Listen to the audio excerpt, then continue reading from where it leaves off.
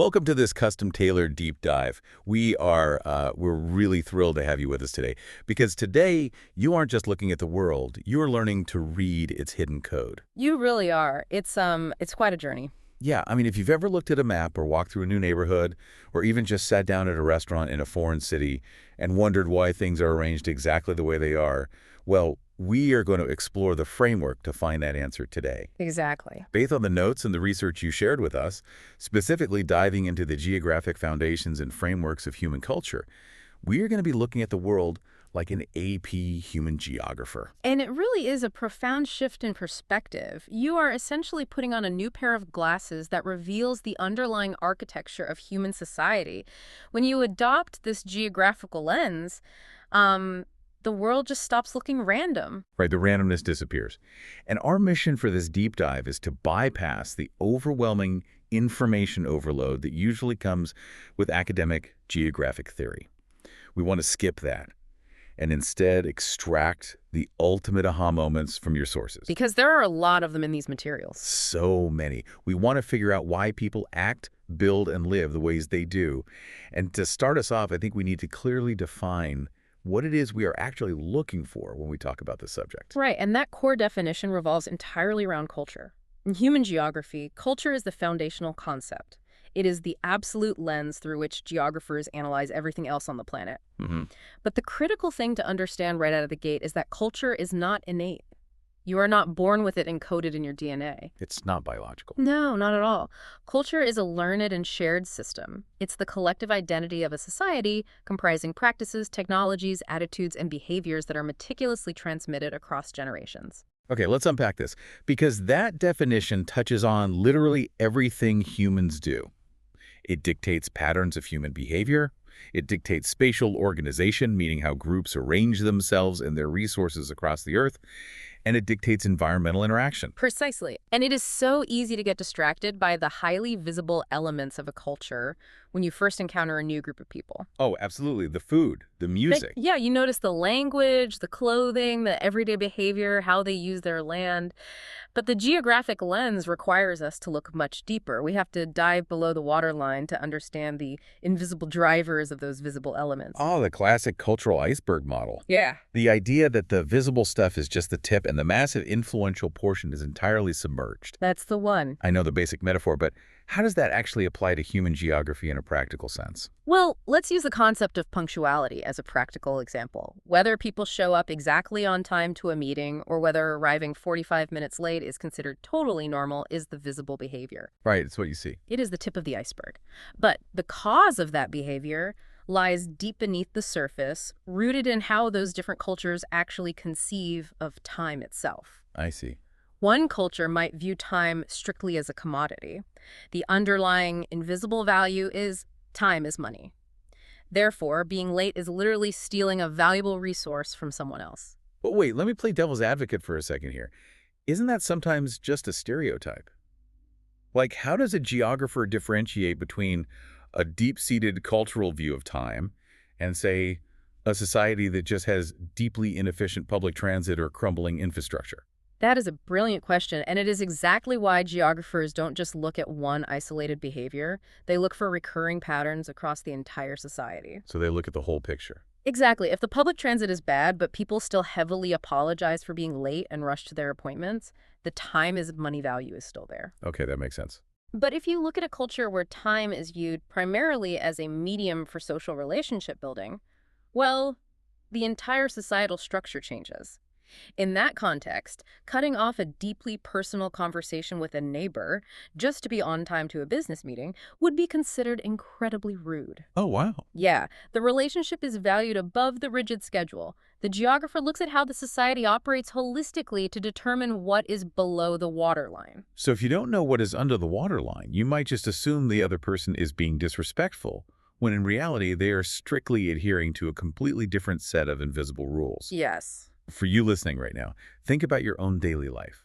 Think about your workplace or your family structure. What are the invisible underwater norms that drive your outward behaviors? That self-reflection is the first step. It forces you to question the invisible drivers of the visible world around you. Here's where it gets really interesting. Yeah. Geographers don't just stop at labeling things visible and invisible. If we are trying to read the code of the world, we need a way to categorize these traits. We do. How do geographers actually map out how these underwater rules shape the physical landscape? They use a very specific framework. They break cultural traits down into three distinct categories, often referred to as the three facts. The three facts. Right. And these categories are essential for analyzing the individual elements of a culture without getting overwhelmed. The first category is artifacts. Artifacts. These are the physical objects and technologies created by a culture, the material evidence of human existence, tools, clothing, food, housing, specific agricultural implements. So the tangible stuff, the things you can put in a museum or build a house out of. Exactly. The second category is sociofacts. Yeah. These are the structures and organizations that influence social interactions. They are the formal and informal frameworks that hold a society together. Like laws and things. Yes, and think about family structures, whether a society prioritizes nuclear families or multi-generational extended households. Think about forms of government, educational systems, and religious organizations. They dictate how people relate to one another and organize themselves. So if artifacts are the tangible things, sociofacts are the systems and institutions. Right. And the third category is mentifacts. These are the shared ideas, values, and beliefs of a society. This is the absolute deepest part of the iceberg. The ideas themselves. Yes, we are talking about theological beliefs, language, and fundamental philosophical attitudes, such as the tension between individualism and collectivism. Okay, I think I have the three buckets. Artifacts, sociofacts, and mentifacts. What's fascinating here is how these three categories constantly interact with one another. They absolutely do not exist in a vacuum. They feed into each other. Yes, the invisible mentifacts, those deep beliefs and philosophical ideas, actually dictate the sociofacts, the societal structures, and then those structures ultimately produce the physical artifacts, the things we can actually see and touch on the landscape. It is a direct chain reaction. You have a mentifact, let's say a deep belief in democratic egalitarianism. That invisible belief creates a sociofact, a representative parliament or a voting system. Yes, exactly. And that system eventually produces a physical artifact on the landscape, like a circular parliamentary building designed so everyone faces each other equally, rather than a throne room where one person sits above the rest. You've got it perfectly. The physical landscape is essentially a historical record of human thought. Okay, so if these invisible mentifacts are driving everything, how does a geographer actually spot them in the real world? We can't see beliefs, so what physical clues are we looking for when we analyze a cultural landscape? Think of it like a field guide. There are specific physical markers on the landscape that help us identify and study different groups. The first major marker is food preferences. Food. Yes, dietary habits are incredibly strong indicators of both cultural heritage and environmental adaptation. What a society eats tells you a massive amount about where they came from and the physical environment they have adapted to. Look at Singapore, for example. The culinary scene there is practically a map of human migration. It really is. The research highlights Nyonya cuisine, which is a perfect illustration of this. Nyonya food was born from Peranakan culture, the descendants of early Chinese immigrants who settled in the Malay archipelago and intermarried with local Malay women. Right, so it is not just a copy of Southern Chinese food dropped into a new country. Not at all. It is a distinct marker of identity born from historical blending. When you look at a dish like laksa, you are literally seeing Chinese noodles and traditional wok cooking techniques swimming in local Southeast Asian coconut milk, tamarind, and local spices. That sounds amazing, actually. It is. And by studying the ingredients and preparation of that specific artifact, the bowl of food-geographer is reading the historical migration, the sociofacts of intermarriage, and the blending of human populations in that specific geographic space. You can literally taste the geography. Exactly. Okay, the second physical marker we need to look out for is architecture. Building styles are obviously influenced by history, but they're also a masterclass in adaptation to available materials and local climates. Yes, and the contrast between different architectural landscapes within the same country can be striking. Take the United States. Okay. On one hand, you have the standardized landscapes of many American suburbs, rows of homes that look relatively similar, regardless of whether they are in Ohio or Oregon. The cookie-cutter neighborhoods. Right. This standardization reflects a broader national mentifact regarding the American dream, the desire for individual homeownership, and the sociofact of a heavily automobile-dependent society. It is a shared artifact that transcends local geography. But then you contrast that standardized suburb with a completely different architectural marker, adobe homes in the American Southwest. This isn't a national design dropped onto a desert grid. No, adobe architecture is where we see the intense why of human adaptation.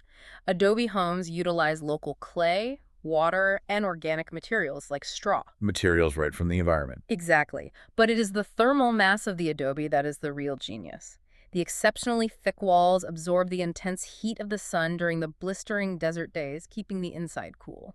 Oh, that makes so much sense. Then, as the temperature plummets at night, those walls slowly release the stored heat into the home. The environment literally shaped the artifact. It is a perfect reflection of the physical landscape and long-standing traditional practices merging into one visible structure. Which leads us to the third and perhaps most permanent piece of geographic evidence: land use. Land use. How a society organizes its actual earth, how it divides its dirt and water, provides massive insight into its history and values. The geometry of the landscape. I want to talk about long lot settlements because it is such a fascinating visual pattern from the notes. It really is striking. Picture this. Instead of a grid of square blocks or sprawling uneven farm boundaries, you have incredibly long, narrow strips of land. And they all border a crucial resource, almost always a river. Right. Everyone gets a tiny slice of the riverfront and a long, thin ribbon of land stretching back away from the water. You find these predominantly in France, but you also find them stamped across parts of Canada like Quebec and down into the northern United States and Louisiana. So they cross the ocean. If we connect this to the bigger picture, these long lot settlements in North America are not just random agricultural choices made by independent farmers. Not at all. They are direct, physical scars left by French colonial history and imperialism. Exactly. The French socio-fact of land distribution dictated that every settler needed equal access to the river. Why? Because the river was the highway. Yes, it was the only way to transport goods, access fresh water, and communicate.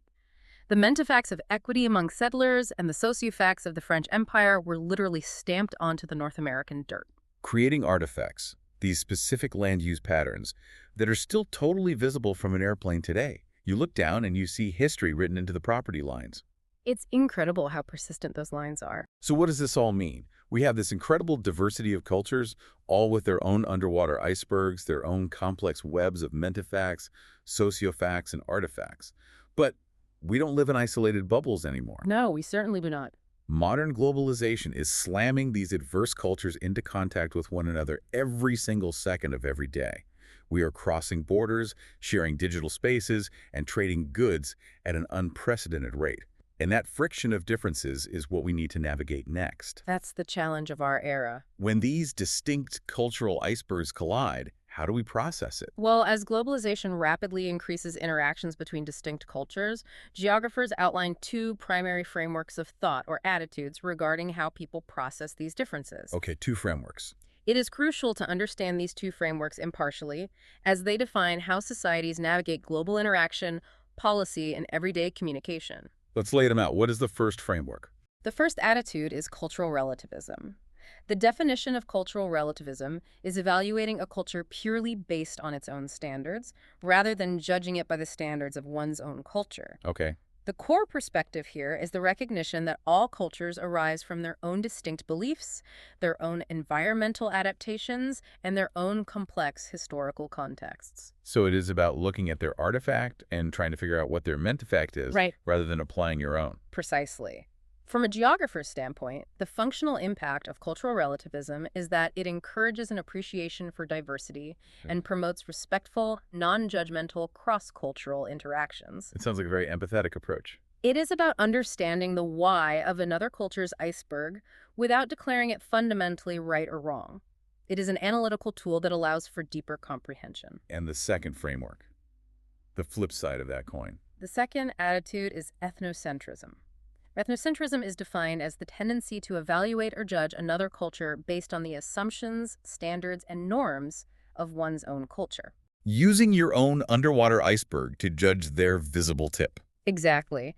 The underlying perspective of ethnocentrism often involves the conscious or unconscious belief that one's own culture, one's own mentefacts and sociofacts are the correct baseline and therefore superior to others. And what happens when people do that?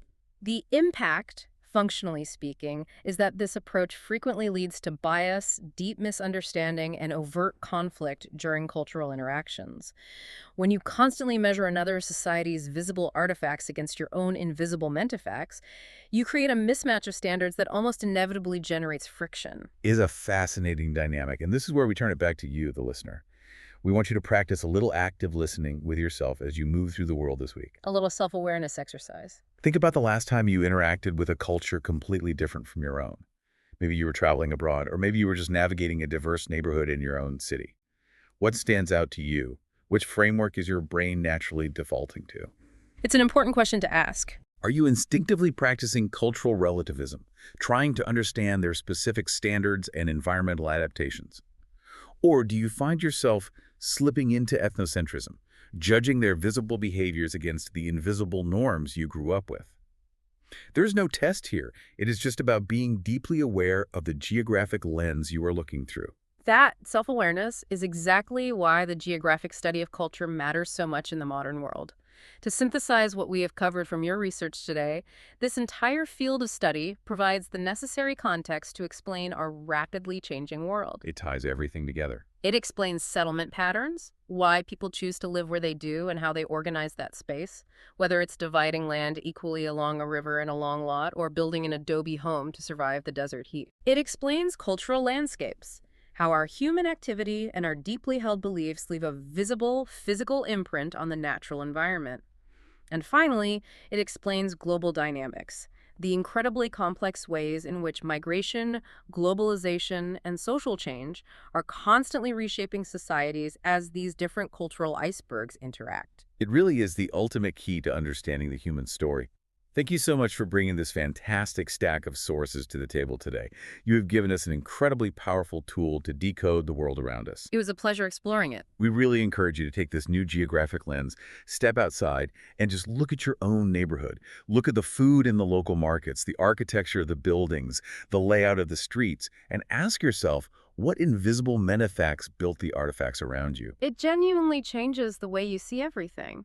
And as we wrap up this deep dive, I want to leave you with one final thought to ponder on your own, building directly on the concepts of the iceberg model and globalization. Let's hear it. As globalization forces our cultures to interact more than ever before in human history, we are undeniably seeing the visible tips of our cultural iceberg starting to look the same. We see similar clothing styles globally, we see standardized architecture popping up in major cities worldwide, and we're all using shared, identical technologies. But here is the question to explore on your own.